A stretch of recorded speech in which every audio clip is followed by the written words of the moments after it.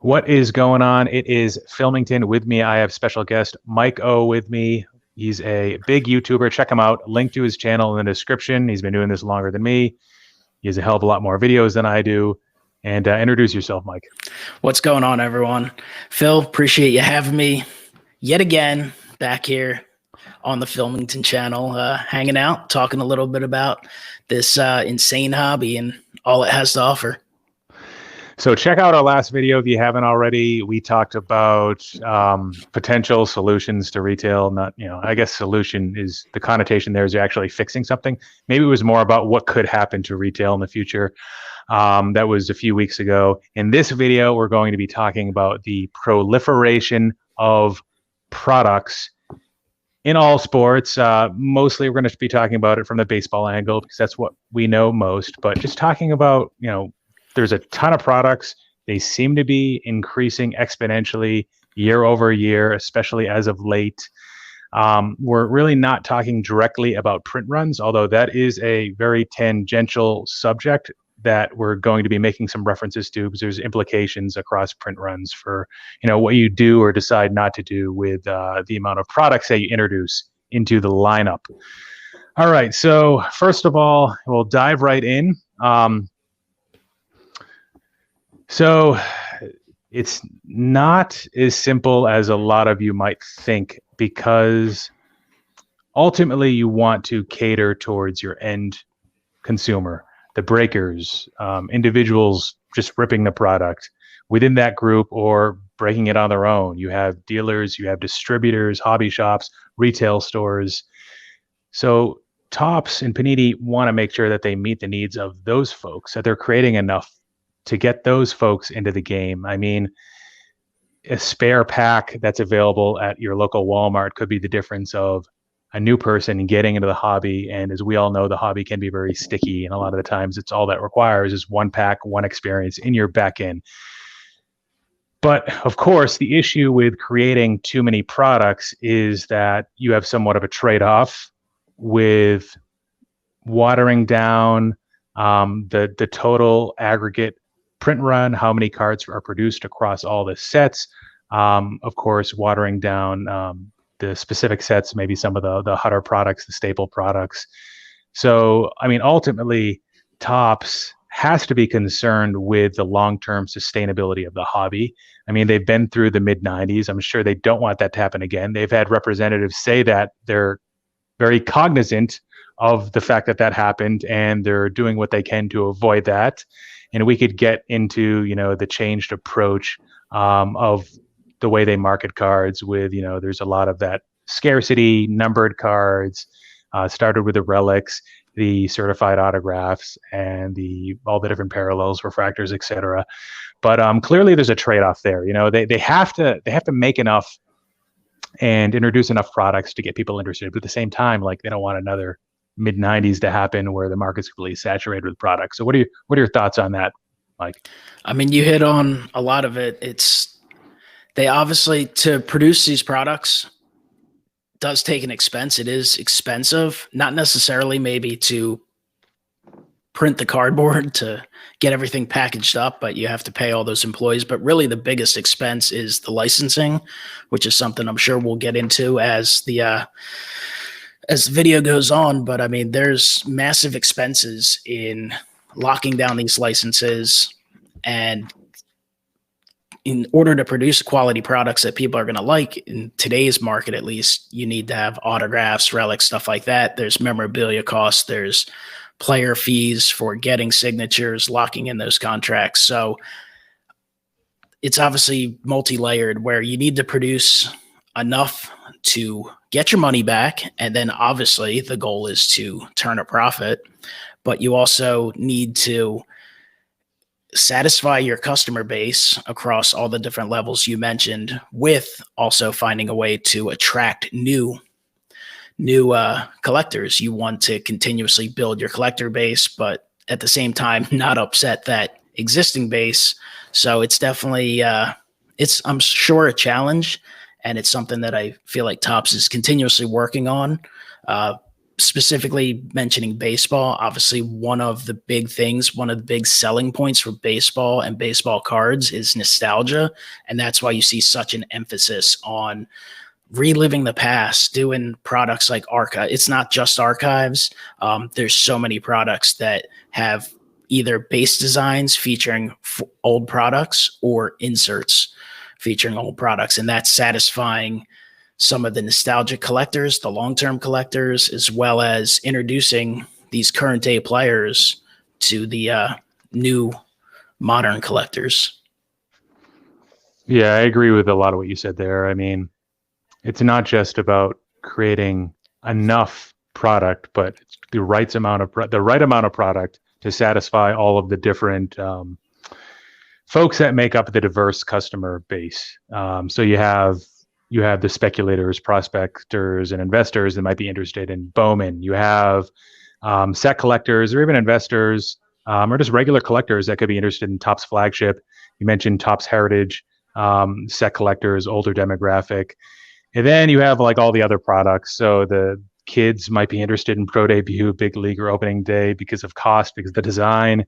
Lower end stuff like Bowman Platinum, Topps Fire, Topps Gallery. That's all for somebody. You know, it might not be for me or you, but it's for somebody. And then you have the stuff that's slightly above the lower end, I would call like the Topps Stadium Club. And there's, roughly, I think we discussed like over 50 products probably that Topps puts out every year. And you mentioned Pro Debut, Heritage, minor leagues, not necessarily the most coveted products by a lot of people, but in a sneaky way, that does satisfy collectors in some smaller towns, smaller cities that, they may get into the hobby because they live in whatever city it might be. And they're like, wow, we actually have representation on a baseball card. That's exciting. And I do know from past experience, those products are actually very popular, at least singles wise, with autograph collectors, autograph seekers, which that's one of the young demographics in the hobby for the most part, is running around the minor league games. Obviously not necessarily in 2020, and you see that a lot with some of the Bowman prospects as well. Kids, younger people seeking out those cards so that they can get them signed. Yeah. And then you have, and we didn't talk about this much, but the hit products or the really high end products. Satisfying the gamblers. Yeah, $50 to $100 to $500 to $1,000 per card you're paying. Gamblers, but with triple threads, I mean, some of these cards, they have a artistic beauty to them, and maybe that satisfies a different demographic, or even investors. You get something really low numbered, Mike Trout, Bat Relic, actually used in a game, and you know what game that was because you can look it up on the back of the card. So I guess my thinking is, along with satisfying all the different niches of the hobby, but if you don't increase the number of the products, one of the better ways to meet the demand of the consumers would be to increase print runs of existing products. And this is something where I feel less strongly about. I think there could be more things that could happen from this, more risks, more problems with this approach. If you just were to increase the print runs of existing products instead of introducing new products, or making sure you do have a lineup of 50 to 60 products per year that Topps does, at least that.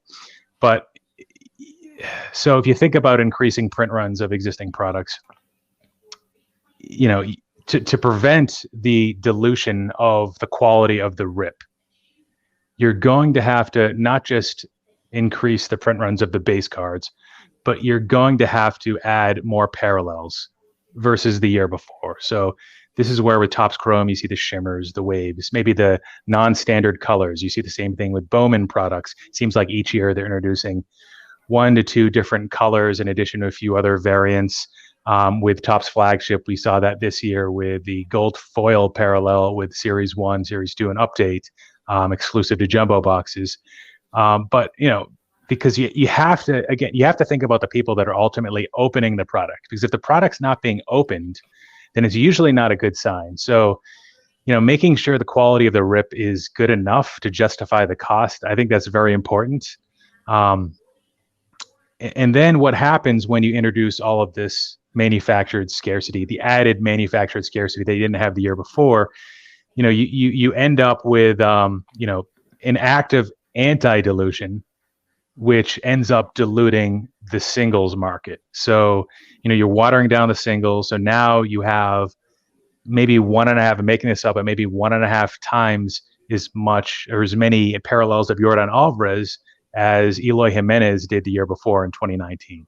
So, and what this causes is it makes it exponentially difficult for the newer year's rookie cards to retain their value over the long term, because you have not just more of the base card in circulation, but you have more refractors and parallel variants of that card. If you want to take it a little bit further, the complete sets this year, I didn't do the math on it, but it seems like there were a whole lot of additional foil boards, variations, etc., that we didn't have in 2019 or 2018. So I think that increasing products is a way to minimize increasing print runs of existing products. I don't think it's a perfect cure-all solution. I actually think that it leads to multitudes of sets that won't retain their value in the long term, which is kind of an issue. With the lower end products, one of the reasons why I prefer to have more products versus higher print runs of existing products, and I know, of course, we're going to have some level of both, but one of the things that I am okay with lower end products is a lot of people, they're not buying them to invest. So like Bowman Platinum, those singles, if you were to check eBay, you're not really going to find a ton of sales over $1,000. You're not going to find the sealed products selling for crazy amounts. So what that tells me is people aren't banking on those cards necessarily to retain value, to increase in value as much as, say, a Bowman Chrome autograph, or even the Topps flagship parallels, which can go for a pretty penny. So an investor might look at his Bowman Chrome collection and he might consider that this is an allocation. This is an allocation of my investable assets, and I want this to appreciate, versus somebody who just collects for fun and doesn't collect the higher end products or the highly sought after products, and they understand that if something was to fall dramatically in value that they currently own, they won't be as affected, because it's more of like a speculative, nice to have. It's kind of like a fun budget. Like, it's just money they can afford to lose. So I think that increasing products is a way to limit increasing print runs of existing products, but I don't think you can avoid increasing print runs altogether, because a lot of investors and collectors, they're going to hone in on the staple products. So Bowman Chrome, Bowman Baseball, Bowman Draft, Topps Series 1, Series 2 Update, Topps Chrome Update, which we talked about before the show. We don't know if it's going to be released this year, but it's a very popular release, so that'd be a shame if it wasn't. Topps Chrome Sapphire is another one. Heritage High Number, those are like 1B, like a step below the products I listed before, I'd say. But and so you have to, because people are just going to decide, I only want to collect this, or I only want to invest in this. So, and I think that's why you see the most manufactured scarcity with Topps Chrome, with the Bowman products, with Topps flagship. And it's to counter the dilution of the ripping experience. And I think over the last 5 to 10 years, the print runs of those staple products have increased at a rate that outpaces most, if not all, of Topps' other releases. Of course, that's not published, but that's what I would assume if you were to do some sort of like simple math to try to back into those numbers. But yeah, I don't know. It's kind of a tough situation, because Topps never told us that this was an investment. We told ourselves that it's an investment. We told ourselves that in the 90s, we got burned. And, so Topps really isn't at fault here. They have multiple objectives. They don't just have one of ensuring long-term sustainability of the product. And there's other things too, like general buyer fatigue. I'm a part of, I don't know if you have seen this, Mike, too, but I'm a part of a few different breaker groups, just to, maybe like 2-3 times a year, I'll do a group break. And I'm noticing that the baseball specific breaker groups are having more and more of an issue filling spots. In 2 groups, I've seen the guy who runs the group, the moderator, admin, whatever, reach out directly to the participants of the group asking for feedback, like, what products do you want? What more can I do? I've given away all this stuff. I have 4 months worth of product on hand. And, do you want immaculate? Do you want Topps Chrome Black? Do you want, Bowman Platinum? Do you want Topps Finest? And there's got to be a sense of buyer fatigue, because eventually people are just going to run out of money or just get less interested because it's just super diluted. And maybe before 25% of the breaks interested them, and now it's more like 5%. And then of course the cash to be able to fund those breaks is another thing.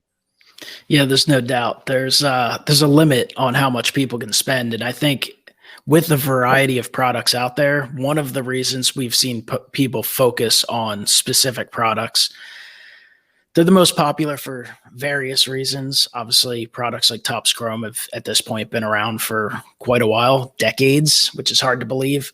And Flagship has been, a staple of baseball card collecting for 70 some years.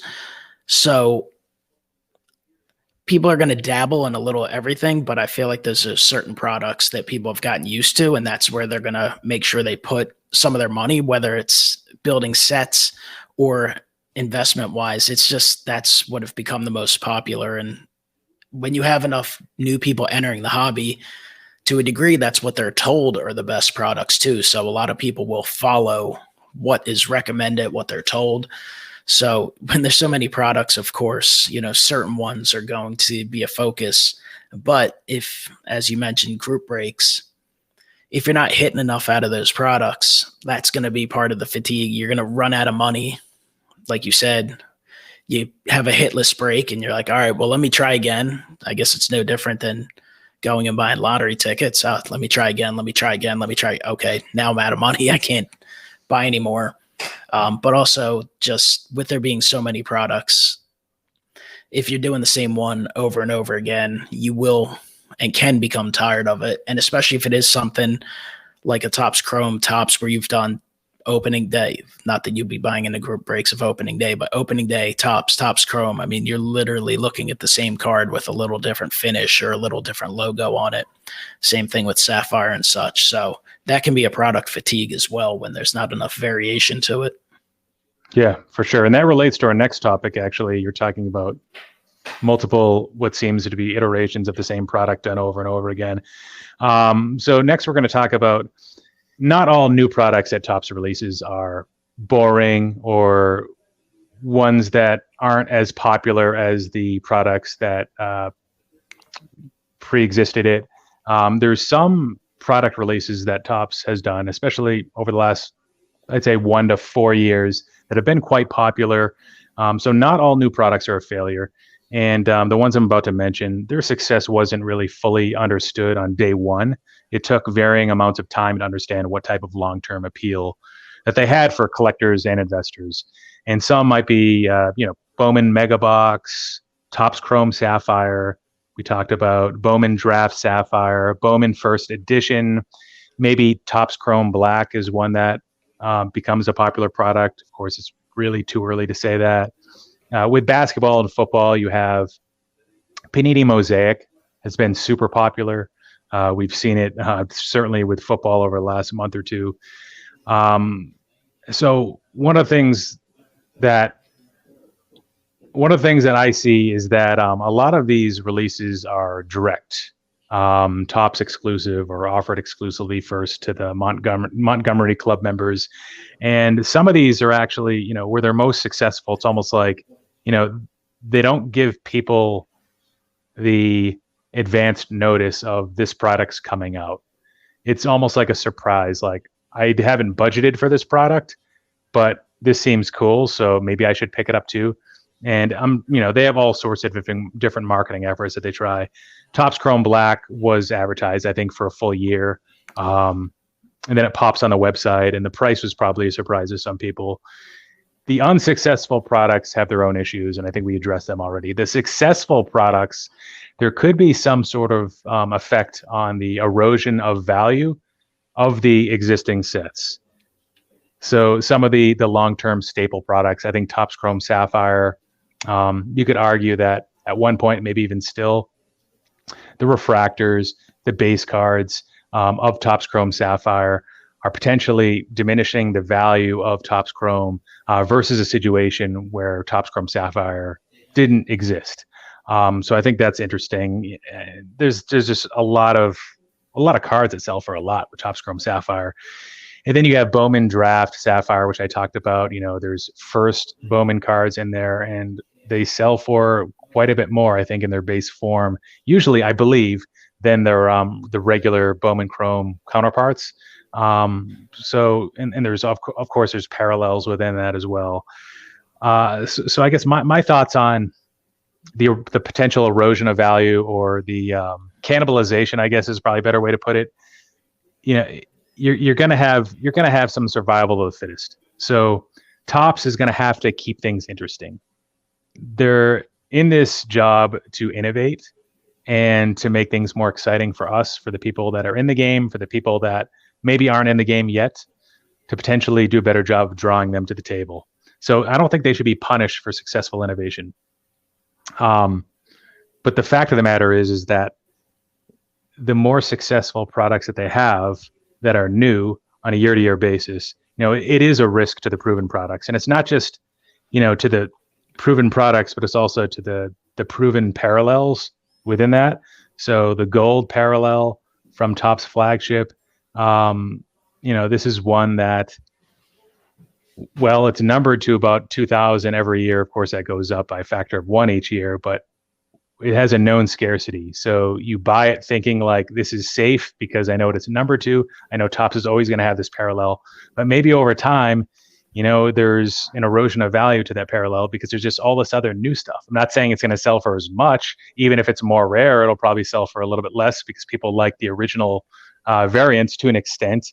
Maybe not as much as a Father's Day or Mother's Day. It's numbered to 50. You also have like Bowman Chrome Blue Refractor autographs, and that's been one that's been numbered to 150 for at least 10 years. But then with the shimmers, the waves, this and that, could that potentially erode the value of those singles? It's a risk. I don't know if it's happened per se, but it certainly is a risk.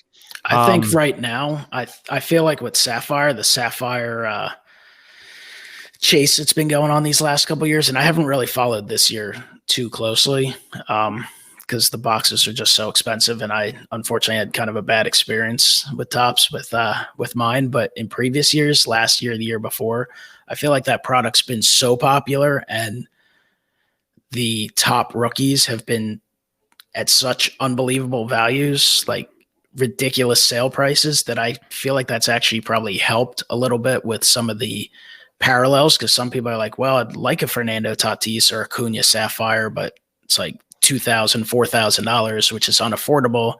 Maybe I'll get the base refractor, and you've seen refractors. Then again, most things have risen this year, rookies in general.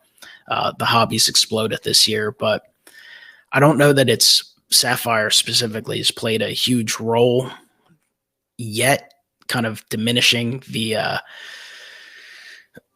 regular Chrome or other parallels, but there's definitely a danger in the future, and especially if they continue with manufacturing the same product. That's why I think it was a big move with Topps Chrome Black. When I first heard about it, I honestly thought, I was like, are they going to make the same card again, literally just in a black format? That would be a mistake. Like, you can't keep making the same thing. You can only do it so many times. And, we'll see what happens with that product in the future. Similar name, definitely different cards. Right. And you get the diagonal autographs, which is pretty cool. And now I guess the elephant in the room is whether they replicate that design across Bowman cards. And of course you already have like Bowman. Possible.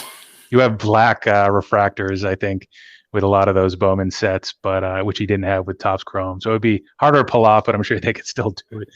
All right. So, I mean, at the end of the day, I think the more successful the product is, the more likely some sort of cannibalization could happen, whether or not now, but maybe at some point in the future. And, you have products with varying degrees of success. With basketball, you have Illusions, which is pretty popular, but it's not like, whoa, like, let's like get this instead of Prism. Like, these cards I'm going to start collecting in my PC or investment portfolios. People like to invest now over Prism or Optic, and same thing with football. You have Phoenix, like, it's kind of a fun product, still pretty expensive. But, talking about other sports is a good segue for our next topic, the basketball approach. So basketball and baseball are at two completely different phases of their maturity curve, I would say.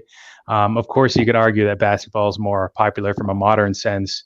There'd be probably various metrics where you could make that argument. Maybe not market cap, but maybe on the prices of sold items and the amount of sales transaction volume as a whole, because you don't have as many products and players, I guess, with basketball versus baseball. So the market cap argument might be one that's harder to make. But, with basketball, you have a ton of demand. And there's not as many products as baseball right now, probably about half, maybe between 25 to 30. So I guess, like, how do you view the current lineup of basketball products? Do you think that's enough based on what you see in the marketplace and how these things are selling?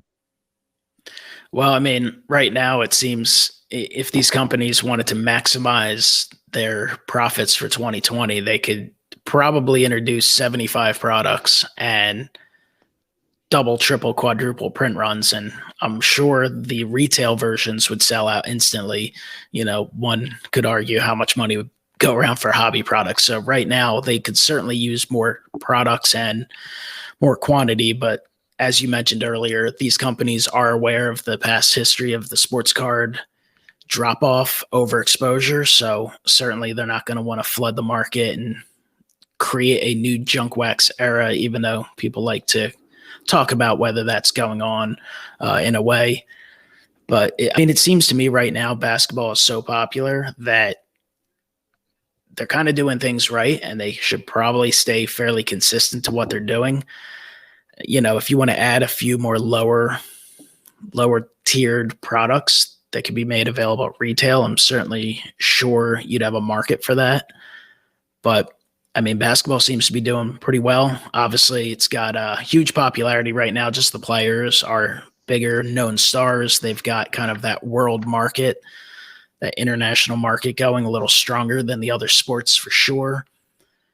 But it's kind of interesting. They certainly have plenty of variety. 20 to 30 products is plenty to choose from. But it does, when you're a baseball heavy person like myself or even you, it's going to feel like not very much because, like you mentioned, Topps has got double, but Panini's got a little more to play with because they also have football out. They have more licenses and stuff. So I don't think it's maybe necessary for them to try and force as many products down everyone's kind of throats, if you want to put it that way. Yeah, I look at basketball and I think they're still in like kind of catch up phase. And I think, in addition to using additional products to limit your need to increase print runs, I think you can also increase the cost of products.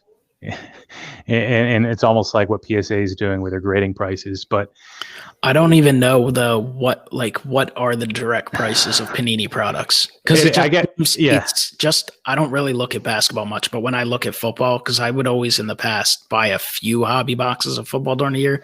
And when I look at sites and I'm just like 800, 500, I'm like you mentioned Phoenix, I think. And I was like, why is that like a $250 or $300 box? And I don't spend a lot of time on Panini's website, but I think I saw an advertisement today and I clicked on it and it showed rookies and stars, which is something you can typically find retail if you put in any type of effort. And the hobby box, which I'm sure has a few more cards, more guaranteed autographs. It was like $200 on Panini's website. It wasn't quite available for sale, but I was like, yeah, the prices seem crazy. Like I know Topps their suggested retail prices are not terrible. I'm not saying they ever sell for those prices. At least now, something like a Topps Chrome should be like an $80 a box. It ends up being $120, $130, whatever it was this year. But it seems to me like the basketball, football, the Panini products are a little more expensive. Yeah, and I think it's something that the shift has finally taken place probably over the last like 6 to 8 months. Because if you were to look at any price that Panini could control, you know, that was probably a quarter of what it is today for this year's version of that product, completely independent of what's in the checklist or how many was printed. I think the Panini Dutch auction for Donruss Optic for like the Zion year, so last year's basketball, 2019 basketball, or 2019-2020. I think those went for like, they sold out around like $400, and Prism was before that, and probably not much more than that, $450 maybe. So, and you're looking at, you know, NFL Prism sold out at 1,000 through Panini Dutch auction. So just imagine what NBA Prism is going to sell out at. And, you know, different checklists. There's a lot of quarterbacks this year, and the draft class with basketball is not that good, but I think they're just finally catching up. The hobby products are going to be marked up ridiculously from here on out. The retail products, forget about it. You're not going to be able to find them. The products that were supposed to be for kids or for the casual collectors, like Panini Chronicles, well, blasters of Panini Chronicles 2018-19 with Luka's rookie in it are selling for probably north of $300 now on eBay. People see that. And yes, they hoarded this year's version of Panini Chronicles. Not this year, but the Zion year. Mixing years now. And you can't find those in Hoops. They don't print as much of Hoops versus Chronicles historically, and that one's impossible to find. So I think they're trying to catch up. I think, to be fair, they have increased print runs. They have somebody did a video. I think his channel name is like Collector Investor Dealer. Has got a ponytail. He did a video with an insightful graphic where he compares all the years of Prism, and he looks at the PSA 10 pop of LeBron Silver. Not a perfect science for various reasons, but you'll see many points where the print run increased 60% or greater, in some cases doubled or more over the course of 2 consecutive years. So it wasn't just like one spike. And so there were a lot of spikes, especially recently, the last few years with basketball. So I think part of the problem with Panini, I think once, 3 or 4 years down the line, they'll probably have just as many products as Topps does today. And you mentioned it, they kind of have something for everyone, but it'll allow them to have maybe multiple brands for each income level, each audience type. Select Prism, Optic, Mosaic, Hoops, Donruss, National Treasure, Flawless. Those brands, and I know there's like a handful of 10 to 15 others, maybe 20 others. I don't think they're really going to cut it. And again, increasing additional products or introducing additional products will be a way for them to kind of stave off some of those print run increases more than they have done already. There's no doubt that they're going to do something else with Prism. Obviously, Prism is just, for those who are just in the hobby, obviously Prism's been popular for a while, but like it's gone bonkers in the last year or so. I mean, last year you could find Prism football. It would sit around. Previous years as well. I mean, it was like old Topps Chrome. Like it would eventually sell out, but you could find them. You didn't have to get there. If you got there 5 minutes after it went out, now it's gone in the past 5-6 days later. But Prism's just a whole nother animal. I mean, when NASCAR Prism and WNBA Prism's getting cleared off the shelf, and I mean, I know they've branched out. They do draft picks Prism now, but there's just, I would assume they're going to do something, maybe some kind of sapphire Prism. They'd have to call it something different, but it seems to me like there's no doubt Panini's going to have to ride that, this Prism popularity somewhat in the future. And that's something they don't really do as much of as Topps does, kind of redoing the same products. Obviously you have Donruss and Donruss Optic, but I would think Panini right there could increase products just by duplicating products. Yeah, for sure. I think that's an obvious one, to do a little bit more with Prism. It is insanely popular. Of course, hopefully without compromising the integrity and value of that brand, which would be hard to do, I think, seeing what baseball's gotten away with Bowman and Topps Chrome. All right, so last topic. If we're ever in a situation at some point in the future where there's multiple licensed manufacturers per sport, Is this something that would lead to more products or fewer products per sport? What about print runs? Just what could you see happening with all of the product lineups within each sport? Who knows? It's like a whole nother can of worms. Like, what happens if we get in a situation like that? In one way, it would obviously be great. Just have that competition where companies need to really step it up and make sure that, if we want to retain our baseball collectors, Topps has got to make sure they're doing things as well or better, preferably, than Panini would be doing. But you'd have to wonder, like, how much money would be there to go around. How much money are people going to be willing to spend? You're always going to have loyalists on one side or the other, but one would think products should drop down, because if Topps is making 50, 60 products and then suddenly Panini and maybe even Upper Deck start making can you really have 100 products a year? Probably not. But at the same time, would Topps give up products just to satisfy that? Unlikely. I mean, I suppose if they were making football and basketball and stuff like that, maybe it wouldn't be as big of an issue. But I think one of the interesting things to see, what's the future of these companies? Obviously, the hobby's big right now. Sports cards are big right now. Grading is big right now. We saw, some news with PSA today. A couple years ago, there was a lot of talk about Topps. So something I've kind of had on my mind is, what is the future of Topps? How long are they going to ride this current wave, or are they just watching the value of the company potentially rise? And suddenly, do we have Topps products, by Fanatics, or Topps products by Panini? Like, what does that future hold? Very, very interesting.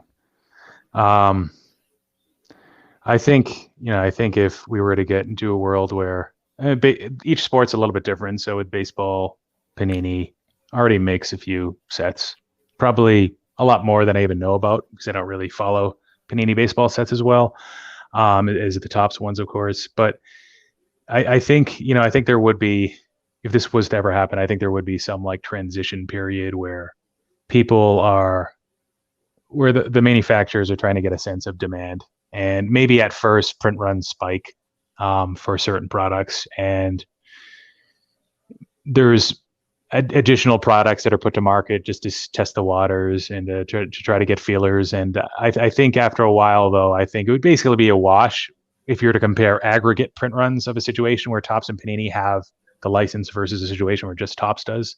Because I think you mentioned this, everybody has a finite amount of money to spend or credit to spend, and you can only disperse that across a finite amount of products. So I think with baseball, probably more products would happen, but probably fewer print runs across a lot of those products, to the point where it'd be a wash, where there wouldn't really be any more cards. And I think with basketball, it'll probably be something similar. But transition period first, as a collector investor, you'd be like, well, Prism baseball with a license, that's like pretty sweet, like Prism silvers and red Prism parallels number to 299 with matching the jersey.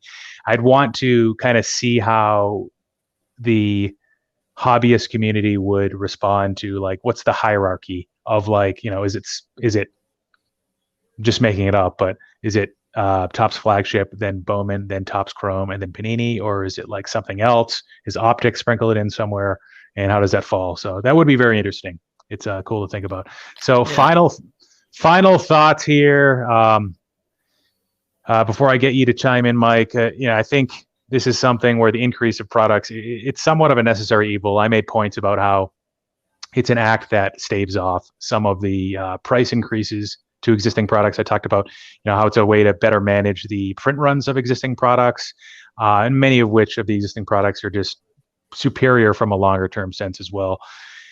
And we both talked about how it better meets the needs of a diverse pool of customers, having more products to meet the wants and needs of varying budgets, varying interests across the entire universe of collectors and investors.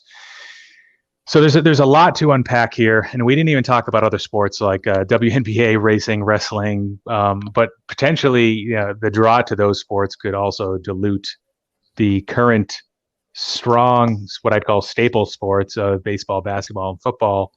But we don't have enough time to talk about that. But I guess any final thoughts you have, Mike?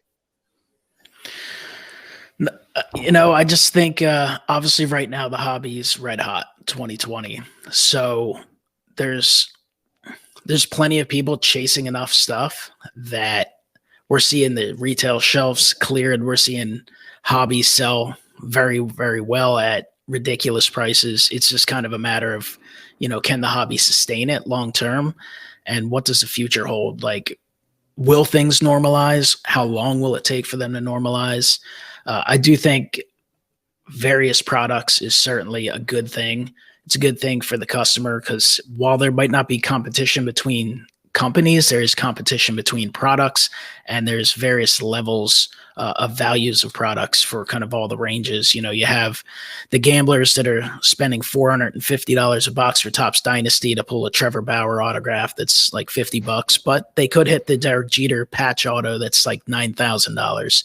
So you have people doing that, but you also have people buying their opening day, their Topps Big League, Topps Fire, stuff like that, just introducing themselves to the hobby. And then your kind of average collectors who are chasing Topps Heritage, Topps Chrome, stuff like that. But I do think Topps also does a good job offering all the on-demand products.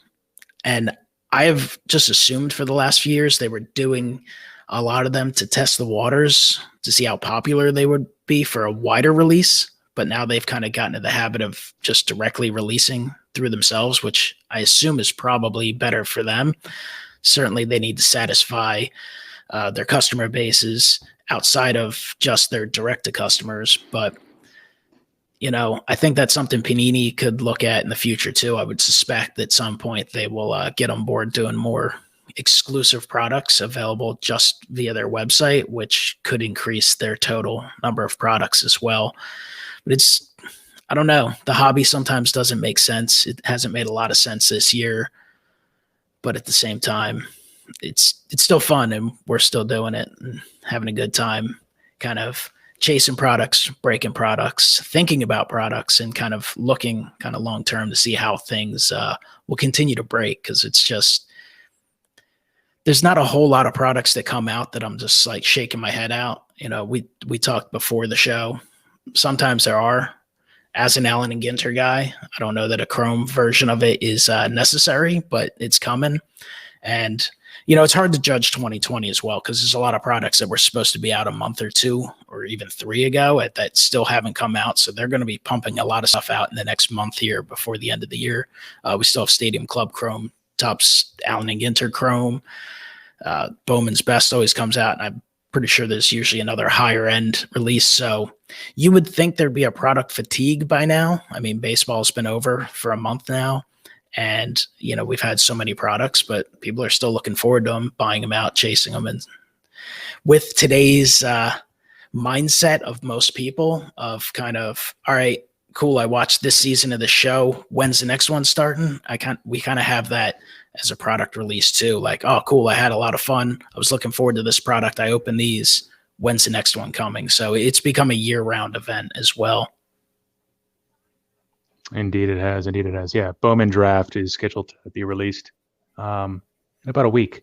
It's either December 7th, 9th, or maybe that'll get postponed again. I'm not sure. But yeah, still a lot to look forward to for this year. And that is it. So I wanted to thank you, Mike, for joining me. MikeO, check out his channel. Link to his channels in the description. He puts out all sorts of great content. And I wanted to thank all of the viewers for watching. Let us know what you think about today's discussion. Too many products? Is that a bad thing? Is that a good thing? Tell us your thoughts. Like, subscribe. Filmington out. Thanks, guys. See you later.